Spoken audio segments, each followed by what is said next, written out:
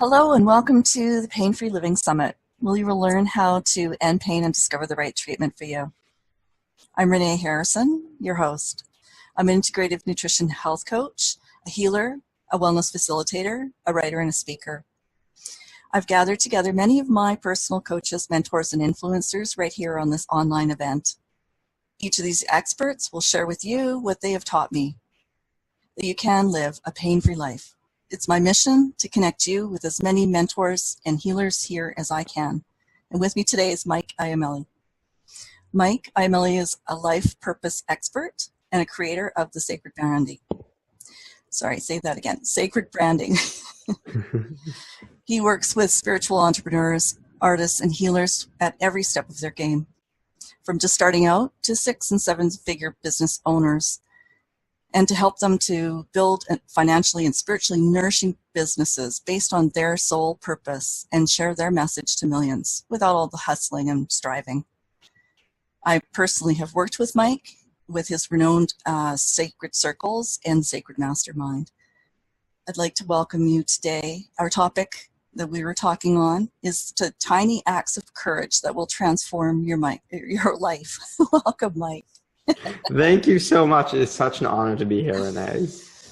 Yeah. So, Mike, I have so much gratitude for you working with you. I got into your Sacred Branding e-course in December. And as we've, talked before in the past, so many changes have happened for me. Like in a short amount of time, we were like sort of mesmerized. It was a miracle in kind of a way, a small miracle. Over 6 months, went from not being able to get in front of video to here I am today interviewing you, and I'm just loving this. So I would love for you to share how you got started and on your journey of these tiny courageous acts that you've been through yourself. So many things. So, it's a big question, but I'll do my best to keep it condensed. So, what really happened for me is I was very fortunate. I fell into very successful, quote unquote, situations very early in life. And by the time I was 22 years old, I actually owned my own public relations agency. And I'm going to give you a little story before that happened, because I used to be very, very shy. I did well in school. I went to a college where we dropped out of college for 6 months. We worked full time. We did that 3 separate times. And so the first one I did, I was very, very shy, but I worked at a public relations agency where some really famous people worked. George Clooney's publicist and Gordon Brown's advisor and all these great people. And somehow I ended up becoming friends with a lot of these people. Like I was a very shy person, but I became friends with a lot of them. So for my next job, a company in San Francisco was interested in me. And I was really afraid to go there because I didn't know a soul. I was a very shy person, and I moved there sight unseen, didn't know anyone. And I had no friends, and I had no way to make new friends. And so I was broke. I mean, I was living in San Francisco. I was making, I think, $12 an hour. You do the math. It was not pretty. If I had $20 at the end of the month, right, that was a good month. And so I had a bar downstairs for me. And I would put $5 a day towards getting a beer. It wasn't necessarily because I like drinking a lot. It was because I wanted to make friends. And a bar was the only place I knew that I could go. And there would be a lot of people around that I could interact with. And so I made a promise to myself that if I could talk to a few people before I finished my beer, that was an accomplishment. And so when I first started, I was very, very shy. And I would have that beer, and I could only afford one, remember? And I would go up to just one person maybe and say hi and introduce myself.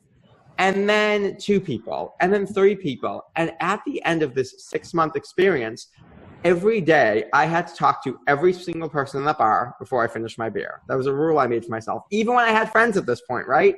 And I was talking to so many interesting people, and I was meeting people from all over and hearing their stories. And I realized I wasn't so shy anymore.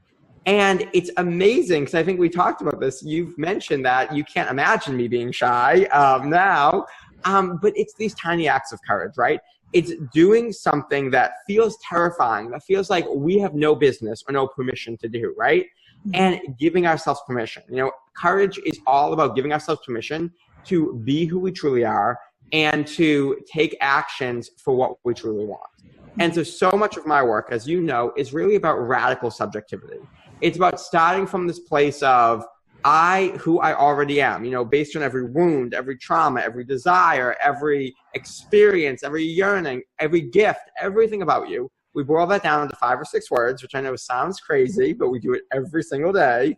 And then from that place, you begin taking acts of courage. You begin giving yourself permission to host your own summit, to start a business, to, fall in love and get married and plan all these great things and dress the way you want to dress and decorate your home the way you want to decorate it. And all of a sudden, all these fantastic containers start building around you because you're starting from you. You're not starting from that place of, where most of us start, right? You're too much or you're not enough. How many of us have been told, I'm too much, I'm too emotional, I'm too loud, I'm too passionate, I'm too intense, I'm too deep, I'm too whatever. Or the opposite end, right? I'm not enough, I'm not thin enough or pretty enough or young enough or old enough or smart enough or whatever enough. And the truth is, that's always a subjective statement. When someone says that to me now, I thank them. I didn't used to. But because what they're really saying to me is, Mike, you are too much for me to handle in this container. They're not saying that I'm wrong. They may think they're saying I'm wrong, but I don't need to internalize that. They're telling me that the container is too small for me.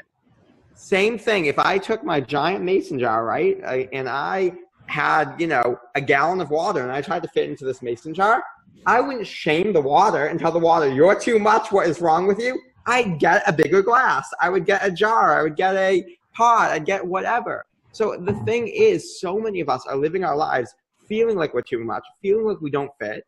And the truth is, we don't fit. We're bigger than that. We need bigger containers that are really going to fit us. Relationships, jobs, clothing, homes that are going to fit us.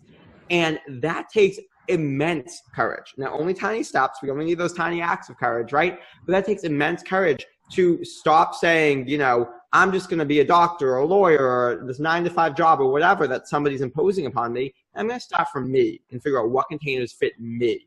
And that's really what this work is all about. Absolutely. Oh, there's so much there. So I'm thinking about some of the examples that we go through when we're working with you, Mike. Over 5 weeks, we learn so much about ourselves. And so I'm thinking about, how to express. We learn how to, show up in the world. We learn how things make us feel, and we pay attention to that. And so you were just talking about when people are giving you that feedback that, you're too much or you're too big for whatever, for the room, for the container. Can you give us kind of an example of what tiny steps of courage you would do for the people that are listening to change some parts of their world, give them their own permission to fit, in a different way, show up in a different way? Absolutely. Well, I think the first monumental act of courage is just realizing that who we are is perfect and okay. And I know that sounds kind of trite and simplistic in some way, but I have spent so much of my time feeling effed up and broken and wrong, and still today, right? So many times I'm like, oh gosh, I'm not building my business the way all these people on Instagram and Facebook are. Am I wrong in some way, right? So, I think we can all fall into this trap. And it's a huge act of courage to choose ourselves and to start from our own subjectivity. So one thing I think about is just starting from that place of subjectivity. And when I use that term, I mean, values, desires, your gifts, all of those things. If we don't have a context for it, if we haven't done my sacred branding work, which is totally fine, you never have to, you can, I'll give you 2 tips to how to start thinking about that. One is look at every job you've ever had. I've had people come to me and say, Mike, I'm a mess. I'm all over the place, right? I, am a health coach. Before that, I was an energy healer. Before that, I was a teacher. I was a sign language interpreter. None of these jobs make sense. They don't come together for me. I say, okay, they may seem disparate, but these are containers. What did you actually do in those jobs? Did you help people to feel safe or empowered or connected? List it out for each job, and chances are we're going to start seeing patterns emerge. That's the first thing. Start doing that. Second is look at the worst trauma and drama of your life. Those very, very, very worst moments. Those horrible things, the breakup, the divorce, losing the friendship, the losing the job, whatever it is that happened. And look at what you felt in those moments and what you wanted to feel. And now look at the opposite of what you felt. See if that matches up with some of those things in the job or what you wanted to feel. See if that matches up, because chances are we're going to see a pattern. Now, in our work, we have a very specific trademark methodology. So this, we condense it down to 5 or 6 words. If you have 20 words, if you have 30 words, who cares? It's a great starting place. So start from that place of this is who you are, right? You now have permission to be this thing. How can you take one tiny, tiny step to manifest that permission? So let's say that my launch just flopped, right? I'm not feeling successful. That's one of my words. I'm not feeling it. Okay, what's one tiny step that I can take to feel successful? Because the truth is, I'm only not feeling successful because I'm weighing it against somebody else's metrics. Somebody told me I need to make this much money or have this much outward success or blah, blah, blah. But if I can stop and say, okay, what will make me feel successful? Maybe it's celebrating my successes with family. Maybe it's, going to the movies for the day and celebrating that I'm an entrepreneur and I can do what I want with my time. I don't know what it is. Whatever is going to feel good to you, that's a tiny act of courage. In fact, it's so minimal in some ways that we all think, oh, I could, who cares? That's not going to do anything. But we're going to start compounding this from compound interest. If I take one tiny, tiny, tiny step every day for an entire year, I am 365 times closer to living my dreams. Now that's how powerful this becomes. So all we're saying is, if you're in that dark place, start from the place of I have permission to be myself, which is already a huge act of courage to begin with. And then what's one tiny step I can physicalize that? It doesn't have to be big. It doesn't have to be huge. But what's one little thing I can do every day, especially the thing I feel least of? Because that's what's going to give you the furthest reach with that. So it almost sounds like other people would sort of put that in the wording of focus on the positive, or focus on the one thing that will empower you to the next step, to the next step, to the next step, rather than looking over your shoulder at things that, you should have done, like the shoulds all over yourself. Totally. Well, and the shoulding is somebody else's rules. We are playing by somebody else's rules instead of our own. So I love that you use the word focus, because that's what these brand energies that we call them, or these words of subjectivity are, is they allow us to refocus on ourselves and remember what's actually important to us, what our values are, what our desires are, who we are as people, and start from that place. So often it's easy to be on Facebook and hear this person's doing Facebook ads and this person's doing, whatever other thing. And I think, oh gosh, should I be doing that? Am I not doing it well enough? Am I doing a bad job? And I say, wait a minute. Why am I shitting all over myself? Why am I playing by everybody else's rules? Like, if I'm going to play by somebody else's rules, I'm going to be living a life that's not my own, and I'm probably not going to be happy with it. And so many of us are doing that, right? So many of us are beating ourselves up for not winning by somebody else's game. The truth is, we have a blueprint written inside of us. It's called our subjectivity. That's the blueprint for our own success, our own happiness, our own self-esteem and confidence. It's right there. It's all of our gifts. I have spent so much time in my life being told I'm too passionate, too deep, too loud, too emotional, too sensitive. Guess what? Those things are what get me paid the most today. My entire business is based around those very things, because I've stopped playing by someone else's rules and started building containers from who I am today, from what feels good to me. And, we always say this, it really is so important to hear that you never have to try to be yourself. If you're trying, it means you're being somebody else. And that is critical here, because, when I'm in a relationship, my relationship with my husband, Garrett, it's not that there's not challenging times, right? It's not that, every day is perfect, but it's a container that can hold all of me. My good days, my bad days. It allows me to step into more of who I am. That's what my job does. That's what my home does. That's what this interview does, right? Like, that's what good containers do. I've got no plan. We're just hanging out talking here. But it's such a fantastic container that we're able to just become more of ourselves. Just like a best friendship, right? Like, you talk to your best friend, you don't have to try and struggle and, oh God, did I say the right thing? You just be. And it allows you to unfold into yourself.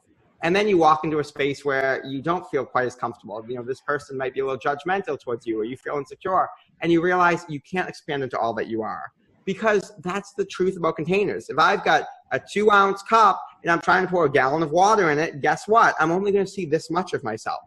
But when I expand into a really big container, I'm going to start seeing more of myself and say, oh my God, I'm funny and I'm passionate and I'm cool and I'm good. And because I start to fill the space, the container is made for me, I'm not contorting myself to fit into a tiny container. Yes, yes, yes. I was actually going to get you to talk about how if you're trying, you're not being yourself, because I've been using that as sort of my recalibration. Since you said that, it's like, oh, I'm trying again, right? So, yeah, fantastic.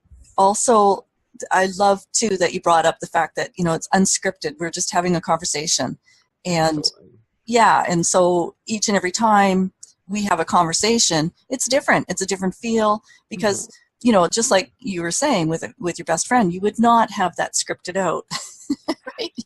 But how many of us, there's like the protocol of healing, the protocol of how to run a business, the protocol of this, that, and the other. And I'm not saying those aren't immensely useful resources. They can be very, very powerful. Mm-hmm. But the thing is, your subjectivity knows what's best for you always. Mm-hmm. And, when we start to get to high levels of subjectivity, I'm getting goosebumps right now. When we talk about high levels of subjectivity, we're talking about intuition. We're talking about body wisdom. We're talking about really, really starting from the place of you, not starting outside of you, starting from the place of you. And then I might know, hey, acupuncture is the right thing for me. Or, hey, signing up for this business course is the right thing for me.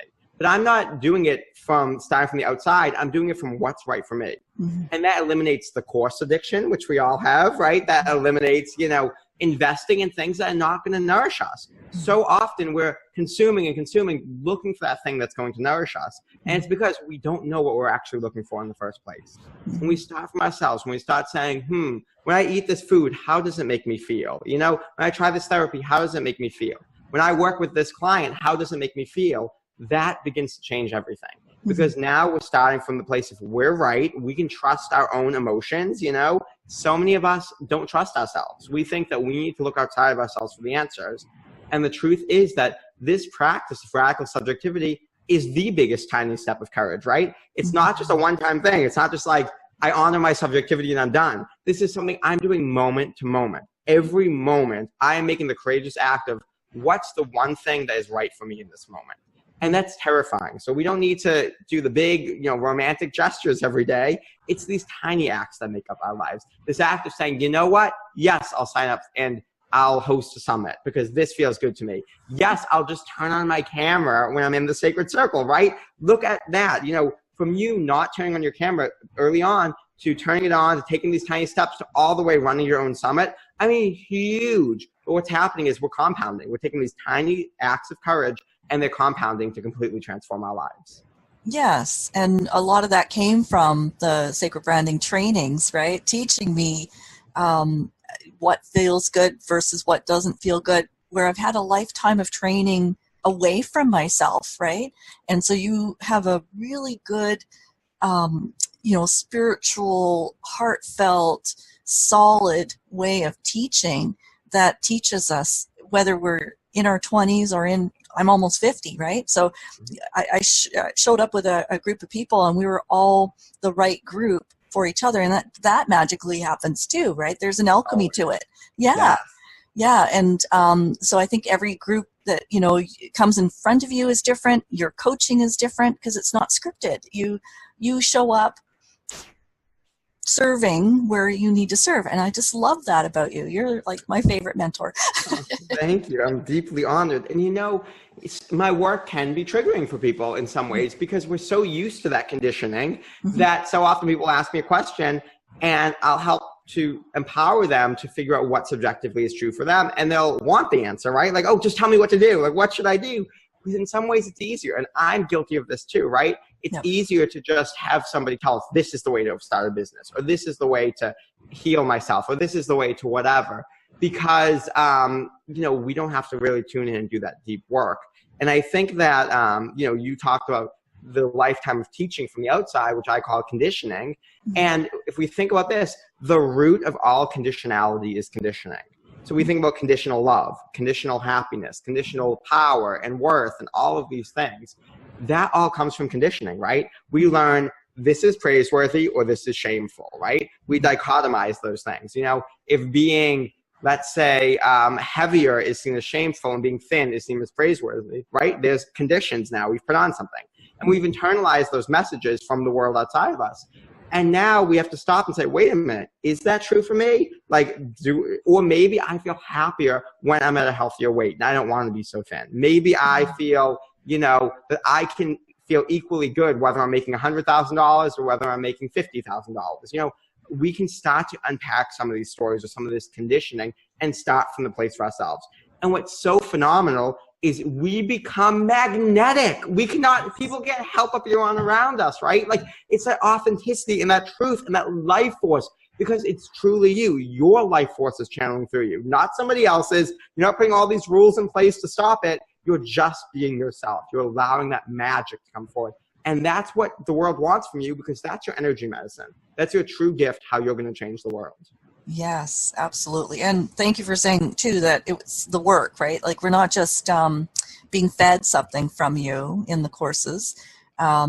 You're asking something of us, to answer the questions honestly, show up, do some of the work, right, of the thinking about things, and create, seeing the story that we've created for ourselves, too, and then transforming that story. So can you talk a little bit about that? The fairy tale. Yeah, fairy tale, yes. Yes, the fairy tale. So one of the most shifting parts about the circle is in the Express week, we work through fairy tale. And so what we're doing here is we're transmuting a trauma.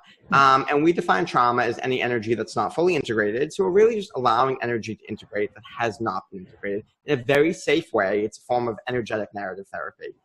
Phenomenal process. I mean, really life-changing. We have seen so often, sexual trauma be transmuted, physical abuse be transmuted.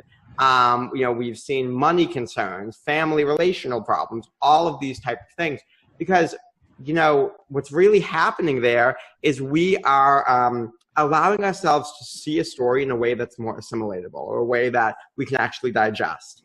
And so we're simply creating fairy tale, a kind of completely fantastical, metaphorical, doesn't even seem related to the situation story, that's actually going to allow us to see it in an entirely different way. It's one of my favorite parts of the circle. And I know you had a transformative process with it. Mm-hmm. Absolutely. Yes.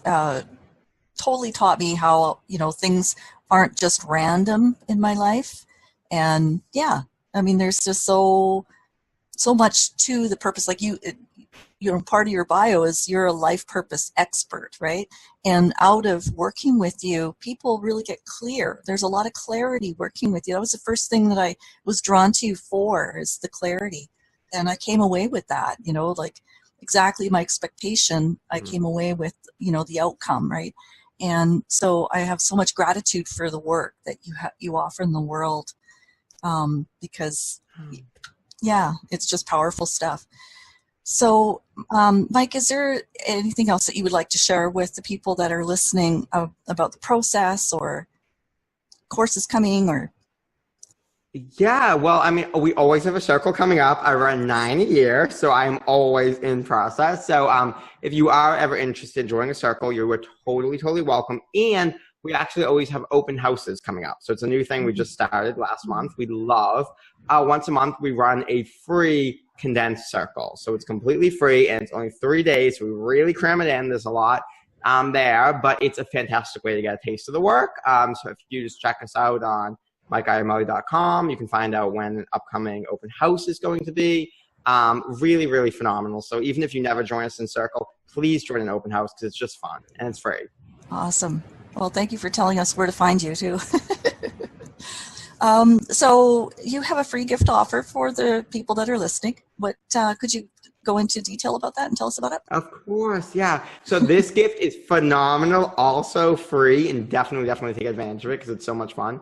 It's a free quiz. And so this quiz is energetically activated. It will take you less than 5 minutes. It'll probably take you 2 minutes.